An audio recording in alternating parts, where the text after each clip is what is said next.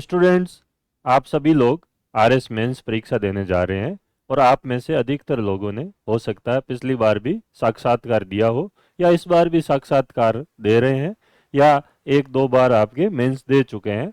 तो उन लोगों के सामने जो सबसे बड़ी प्रॉब्लम है कि हम कैसे हर पेपर में 10 से ज़्यादा नंबर बढ़ाएं ताकि हम लोग एक मेरिट में अच्छी रैंक हासिल कर सके, मेरिट में आ सके। तो आप लोगों के लिए कुछ चीज़ें हैं जिन पर आप लोग अगर ध्यान दें तो हर पेपर में लगभग 8 से लेके 15 तक आप अपने अंकों को बढ़ा सकते हो। अगर आप हर पेपर में 8-10 नंबर बढ़ाते हो तो 40 नंबर होते हैं जो कि आपको इस मेरिट से बाहर होने से टॉपर तक बना सकते हैं। तो उसके लिए हमें किन किन चीज़ों पर ध्यान देना चाहिए, इसके बारे में जो है यह सेशन आपके लिए बहुत लाभदायक रहेगा। तो सबसे पहले पेपर के हिसाब से अगर हम बात करें तो मान लीजिए कि आपका प्रश्न पत्र पहला है, तो इसमें आप किन चीज़ों पर ध्यान दें जिससे आपके अच्छे अंक आ सकते हैं। तो आप लोग जो है इसमें आपको ध्यान देने वाली जो चीज़ें हैं, कुछ चीज़ें बिल्कुल आपको तैयार करके जाना चाहिए, जैसे कला और संस्कृति, चाहे वो भारत की हो चाहे राजस्थान की हो। इसमें पूरे टॉपिक आपको अच्छे से करने हैं, एक एक टॉपिक पे ध्यान देना आपके। भारत और राजस्थान लगभग 20 से 22 नंबर का राजस्थान आता है, तो आप ये मान के चलो कि 12 अंक का राजस्थान आता है आपके। और इस बार जो है आपके भारत की कला संस्कृति से लगभग आपके 25 से 27 नंबर तक के प्रश्न पूछे गए थे। तो 25 अंक का जो है वो आपके ये पूछा गया था। तो आपके 37 नंबर का तो यही हो गया आपके पोर्शन 75 में से। तो इन चीज़ों पर आपको विशेष तौर से ध्यान देने की आवश्यकता है। ठीक है, छोटे प्रश्न जो इसमें 15 शब्द वाले हैं उसके पीछे भागने की बजाय आप बड़े प्रश्नों को पकड़ो। जैसे चारण साहित्य की विशेषता पूछ ली, तो आपको ऐसे जो चीजें हैं ना जिनकी विशेषता है, स्वरूप, प्रकृति है, इन पर थोड़ा ध्यान देना चाहिए। विशेषता है, स्वरूप या प्रकृति है या महत्व है आपके, तो ये चीजें हैं जिन पर आप अगर विशेष तौर से ध्यान देंगे तो आपके काफी हद तक जो है इसमें अंक बढ़ सकते हैं। तो एक तो ये चीज ध्यान रखनी है पहले पेपर में आपकी इतिहास वाले पोर्शन में। बाकी तो पढ़ना तो सारा ही है, लेकिन पर्टिकुलर जो है आपको इन पर ज्यादा ध्यान देने की जरूरत है। इसी तरह से जो अर्थव्यवस्था वाला पार्ट है आपके, तो इसमें आपको इस बार वाला राजस्थान का इकोनॉमिक सर्वे ढंग से करके जाना है आपके, जो हम चैनल पर भी करवा रहे हैं, आर्थिक समीक्षा 24-25 वाली आपकी। तो ये आपको बढ़िया तरीके से करनी है, करंट से जोड़कर इनके चीज़ें आपको ध्यान रखनी है। और नए डेटा आपके प्रश्न पूछा जाए तो उसमें आप ध्यान रखोगे, थोड़ा बहुत उन पर आप विशेष फोकस करो ताकि आपके थोड़े अंक जो है बाकी लोगों से ज़्यादा इम्प्रूव हो जाए। क्लियर बात है। फिर आपके जो इकोनॉमिक्स में जो चीज़ें अभी रिसेंट में चल रही है उन पर आप थोड़ा ध्यान दो। लास्ट में जो 6 महीने में अब चलेगी, अभी जो जनवरी से लेकर आपके जून तक, मई तक आपकी जो परीक्षा होगी, तो जनवरी से 1 जून तक, 1 जनवरी से इसमें जो भी चीज़ें हुई है इन पर आपको थोड़ा और ध्यान देने की आवश्यकता है। तो आप अगर एक ही प्रश्न मिल जाता आपको बड़ा, मान लो 10 अंक का, तो उसमें या आप 5 से 7 नंबर जो है फायदा आपको हो सकता है।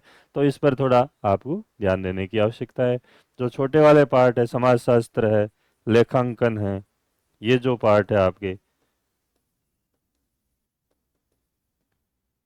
लेखांकन है, अकाउंटिंग ऑडिटिंग हो गई आपके, ठीक है, प्रबंधन वाला पार्ट है। तो इसमें भी जो है आप कोशिश करो कि आपके जो भी तैयारी है उसमें कोई भी चीज़ जो है ऐसी नहीं होनी चाहिए जिसके बारे में आपने बिल्कुल ही नहीं सुना हो। हाँ, 2 अंक वाले जरूर हो सकते हैं लेकिन 5 वाला जो है वो आपको मिलना चाहिए।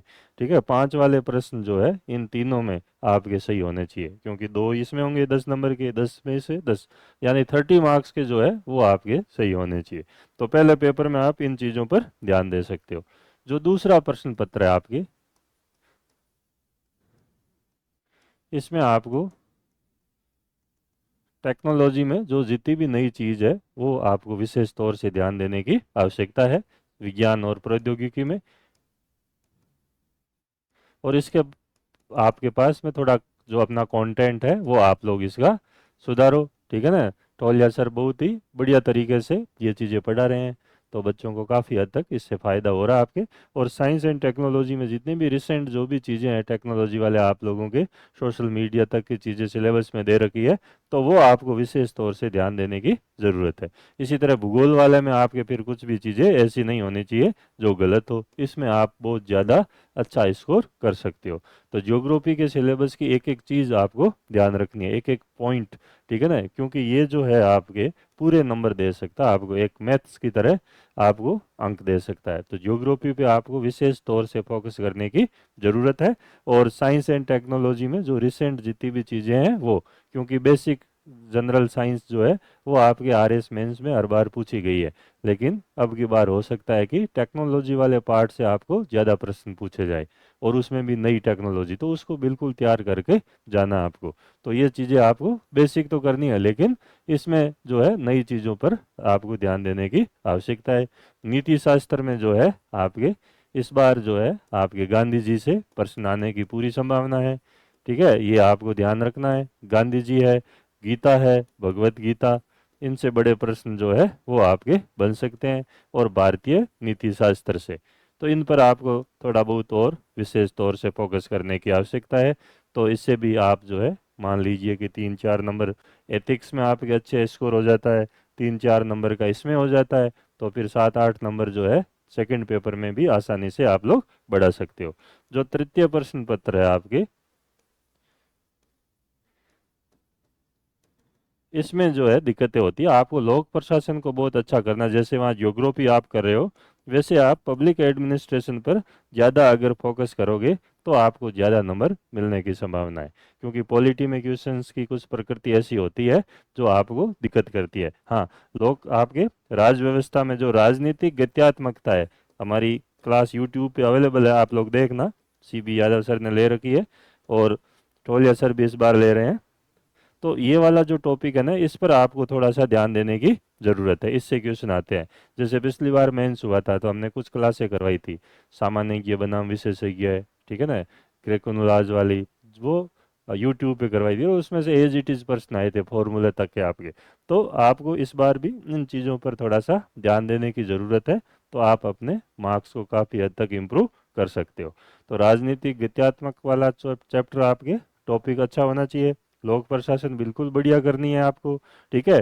करंट में खेल और योगा में आपके, खेल में जो स्पोर्ट्स में 6 महीने जो अभी आपके जनवरी से लेके एग्जाम तक आपके, इसमें जो भी आपके गतिविधियां हो रही है उन पर आप थोड़ा ध्यान दो, अवार्ड्स वगैरह पे, ताकि करंट का क्योंकि ज़्यादा महत्व नहीं है, लेकिन खेल वगैरह में थोड़ा बहुत पूछ सकते हैं। तो आप ये मान के चलो कि 20-25 नंबर का समसामयिकी आती है आरएस में। हाँ, इकोनॉमिक्स में कोई क्वेश्चन पूछ ले तो थोड़ा बढ़ने की संभावना रहती है, तो आप थोड़ा बहुत वो देख सकते हो, लेकिन खेल में आपको, स्पोर्ट्स में इन चीज़ों पर थोड़ा ध्यान देने की ज़रूरत है। व्यवहार में और आपके लॉ वाले में पर्टिकुलर जो भी चीज़ें हैं, आपको बहुत ज़्यादा डिटेल में नहीं जाना, लेकिन बेसिक चीज़ें आपको पता होनी चाहिए, ताकि 5 नंबर वाले प्रश्न आपके सही हो, तो उस पर आप थोड़ा बहुत जोर दे सकते हो। चौथे प्रश्न पत्र में आपके जो जहाँ कम होते हैं नंबर आपके, उसमें हिंदी में जो कहाँ कटते हैं वो मैं आप लोगों को बता दूं। इसमें आपको जहाँ दिक्कत आती है वो है लोकोक्ति और मुहावरे, ठीक है ना, इनके वाक्य प्रयोग, ठीक है। तो यहाँ पे आपको सबसे ज़्यादा दिक्कत होती है। और पल्लवन वाला जो पार्ट है आपके ड्राफ्टिंग वाले में तो आप फिर भी कर लेते हो, लेकिन पल्लवन विस्तार वाला जो पार्ट है वो आपके ध्यान रखने की आवश्यकता है। लोकोक्ति और मुहावरे में आपको वाक्य प्रयोग करना है, तो लॉजिकली करो आप उसको बिल्कुल, ठीक है ना। बोर्ड की बुक जो नवीन व्याकरण है पुरानी वाली, उसमें आपको मिलती हैं कई सारी चीज़ें, ठीक है ना। तो जब आप लोकोक्ति व मुहावरे में वाक्य प्रयोग करते हो तो लॉजिकल कैसे करना है ये आपको ध्यान रखना है। जो पुरानी बुक आती थी आपके नवीन व्याकरण की, रतनलाल जी गोयल सर की, उन्होंने बाद में एक बुक भी निकाली आपकी, उसमें लोकोक्ति और मुहावरों का वाक्य प्रयोग दिया हुआ है। उसमें से आधे मेरे लिखे हुए हैं, उनके जो वाक्य प्रयोग है आपके, ठीक है ना। जब मैं उनसे पढ़ता था तो खूब सारे प्रैक्टिस के लिए लिखे थे उन्होंने, उनमें से कई चीज़ें आपके बताई भी थी, सर खुद भी बताते वो चीज़, ठीक है ना। तो वो लोकोक्ति मुहावरों में आप देखोगे कि लॉजिकली चीज़ें आपके लिखी हुई। लॉजिकली का मतलब क्या है, जैसे आपने कहा कि बालू से तेल निकालना, जैसे मान लीजिए आपने कह दिया बाड़मेर में तो कैन एनर्जी बालू से तेल निकाल रही, तो ये वाक्य प्रयोग नहीं हुआ, ये लॉजिकली चीज़ें नहीं हुई आपके, मतलब ऐसी आपके कठिन या मुश्किल घड़ी में से आपके रिसोर्सेज को एक्सप्लोर करना या संभावनाओं को तलाशना, तो वैसी चीज़ जो है वो आप बताओ, ठीक है ना। तो लॉजिकली एग्जाम्पल दे के आपको प्रूव करना है।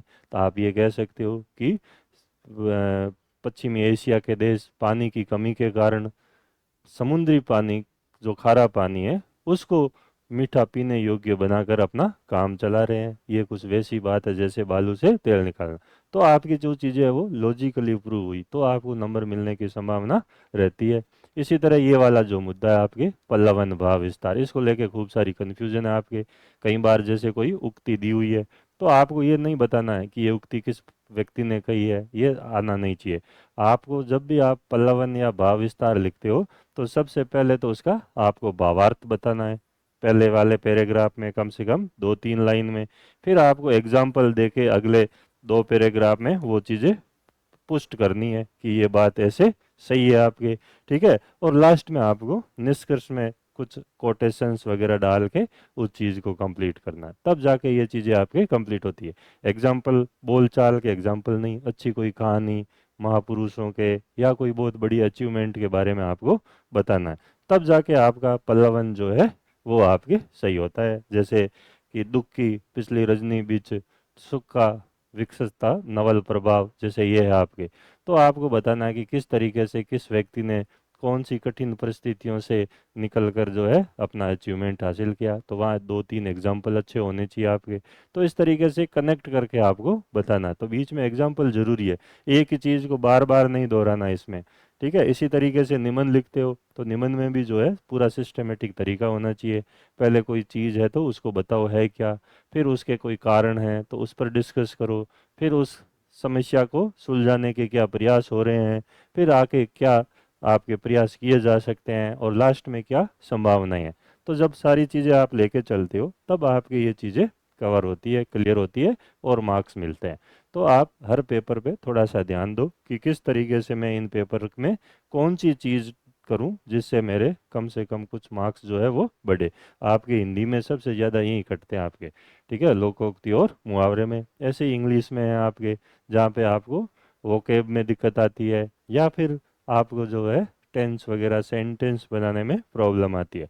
तो थोड़ा बहुत एक्टिव पैसिव वॉइस, ठीक है ना, डायरेक्ट इनडायरेक्ट, और आप टेंस को थोड़ा सा पकड़ लो तो आपके काफ़ी हद तक चीज़ें वहाँ पे सही हो जाती है। तो इन पर थोड़ा अभ्यास करने की आवश्यकता है। तो ये एक तरीका हो सकता है जिससे आप अगर इम्प्रूव अपना करना चाहते हो तो आप इन चीज़ों पर अगर ध्यान दो तो काफ़ी हद तक चीज़ें ठीक हो जाती है। ये उन लोगों के लिए जो हर बार जो है अच्छा प्रीलिम्स तो क्लियर कर लेते हैं, लेकिन मेंस में या इंटरव्यू में लास्ट में जो है 4-5 नंबर से 8-10 नंबर के मार्जिन से रह जाते हैं या अच्छी रैंक नहीं ले पाते हैं, तो उन लोगों को विशेष तौर से इन पर्टिकुलर टॉपिक पे ध्यान देने की आवश्यकता है। तो थोड़ी सी और मेहनत अपनी बढ़ाओ आप लोग, थोड़े आंसर वगैरह जो है थोड़े से ठीक से लिख के चेक करवाओ, ग्रुप में आप लोग चेक करवाते ही हो, और उस चीज़ को बढ़ाने की आवश्यकता है। आप खुद अपने हिसाब से लिख सकते हो, भाव विस्तार लिख सकते हो, निबंध के कुछ टॉपिक आपके दिमाग में आते हैं तो आप लोग लिख कर उनको चेक करवा सकते हो। जितना आप खुद करोगे ना, दूसरों ने जिम्मेदारी आपके लिए उससे ज़्यादा तो पहले आपको खुद की लेनी है। तो आप जितनी मेहनत खुद करोगे, जितना एफर्ट खुद डालोगे, उसके रिजल्ट उतने ही बढ़िया मिलेंगे।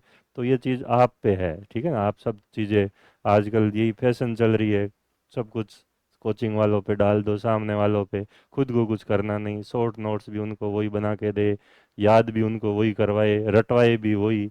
तो तुम कोई छोटे मोटे एग्जाम की तैयारी थोड़ी नहीं कर रहे हो कि ये सारी चीज़ें हो जाती है। यहाँ पे आपको एनालिटिकल अप्रोच से चीज़ें लिखनी होती है, तो उसमें थोड़ा सा खुद का विश्लेषण, खुद की पढ़ाई, खुद की सोच, ये सारी चीज़ें भी काम करती है आपके। तो इन पर आपको ध्यान देने की आवश्यकता है। तो ऐसा आप लोग अगर करेंगे तो काफ़ी हद तक आपको फ़ायदा होगा हर पेपर में। जहाँ आपको लग रहा है, ज़रूरी नहीं कि ये चीज़ें भी पूरी सही हो, आप अपने हिसाब से भी सोच सकते हो कि पिछली बार ये वाले जो टॉपिक थे मेरे कमज़ोर रहे थे, जिसमें मैं अच्छा नहीं कर पाया, लेकिन अगर मैं उन चीज़ों को ढंग से कर लूँ जो आपके सामर्थ्य में है ठीक करने लायक, उन पे आपको विशेष तौर से ज़रूर काम करना चाहिए।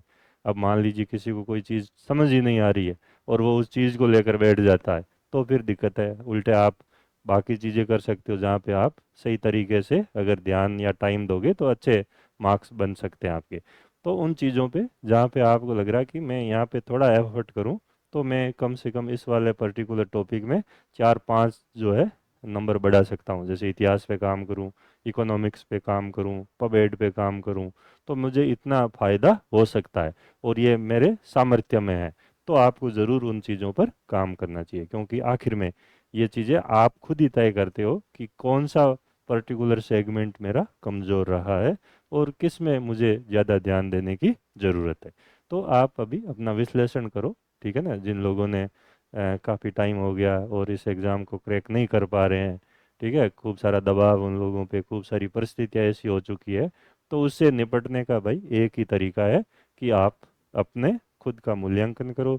खुद देखो कि कौन से पर्टिकुलर सब्जेक्ट थे या उसका कौन सा पार्ट था जो मेरा कमज़ोर रहा, जिसकी वजह से मैं मात खा गया। ठीक है, तो वो आप अपने हिसाब से भी तय करो, इम्प्रूव करो। और मुझे जहाँ तक लग रहा है, मैंने आप लोगों को बताया कि आप ये चीज़ें अगर करें तो इससे भी आपको काफ़ी हद तक फ़ायदा हो सकता है। ये 3 महीने आपको बिल्कुल बढ़िया तरीके से इन पर ध्यान देना चाहिए। क्लियर है? तो आज इतना ही। आप लोग बिल्कुल मेहनत करते जाओ, बढ़िया चीज़ें होगी। ठीक है, धन्यवाद।